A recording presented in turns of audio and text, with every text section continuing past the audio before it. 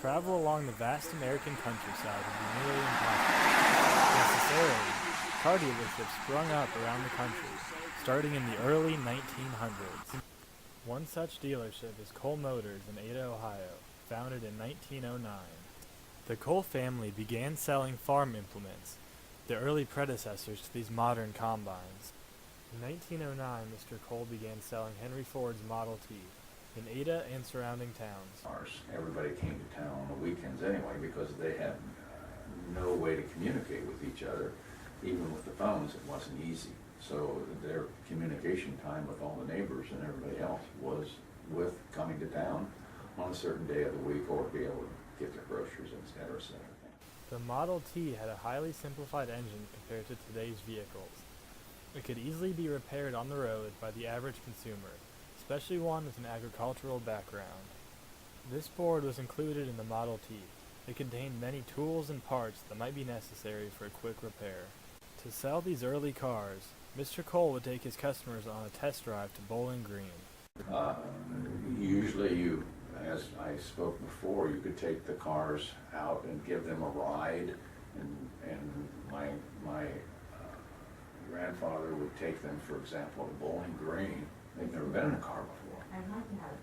So it was one of those situations where you entwined this personal relationship with your customer. Bob Cole was the second generation to own and operate Cole Motors. He took over in 1934.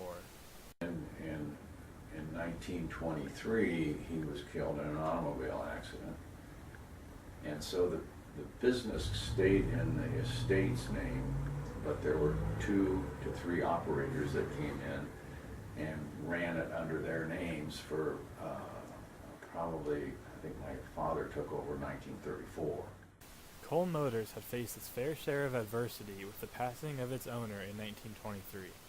However, the company still ran by the Cole family and its 4th generation owner, Kathy. So how many different generations of ownership and operating has Cole Motors gone through? And then it stayed in with us running the business from then until now, and we're actually the 4th generation with my daughter doing it. All right. Now, the Ford-backed Cole Motors wasn't always the only dealership in the village of Ada. So earlier you had mentioned that there was at one time other dealerships in Ada. There were a Studebaker dealership here, there was a Chevy, and there was a Dodge Chrysler dealership here. Now this is back a number of years ago. Cole Motors still faces competition from Lima, Findlay, and even further businesses. Findlay? Yes. And the reason for that is their ability to advertise. Probably a dealership our size right now, if it wasn't for the Lima engine plant, because the people that are family members of them and who has or are now working there can buy on a special plan, which means they actually can buy at dealer net cost, and then we get a commission from Ford Motor Company. So it would be a struggle for a dealership our size to be in business if it wasn't for that incentive. Strong ties with Ohio Northern University have always been beneficial to the small, local dealership. When the university wasn't as prosperous as it is now, and tuition isn't what it is now, we would furnish cars. For example, the athletic department, we would loan them, give them cars to run out and do whatever they had to do because they didn't have the money or, and so the university's been good to us. We've sold them cars and vehicles over time and serviced them, so they've been a good customer of ours. At one time, Bob Cole donated vehicles to the university for use. Shown, ONU Vice President Eugene Eakin and Coach Roberson accept a car in 1961. After taking control of the business, Steve Cole also presented a car to Ohio Northern, this time in 1971.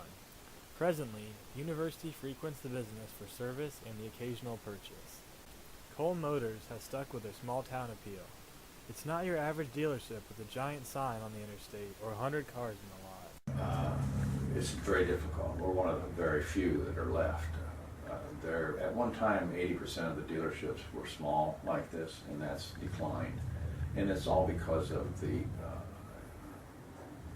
complications that we have dealing with the company itself and what they ask or desire for a dealership to be. Most of them, they want new buildings, they want them out by the interstate, they want you to invest millions of dollars, and it wouldn't work in a town like this. While many dealerships around the country expanded and went to larger, more attractive signage in high-traffic areas, Cole Motors stuck to what they knew: customer service and personable relationships. Today, are a lot of your customers returning customers?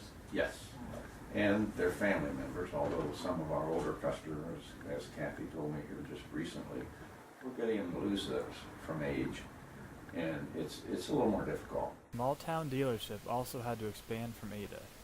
That we have customers that come from all over through the family to still deal with us. Or to surrounding area? No, it would be difficult because there's so many cars on the market today and different brands and different influences of all these lease deals and everything out that they throw prices at you.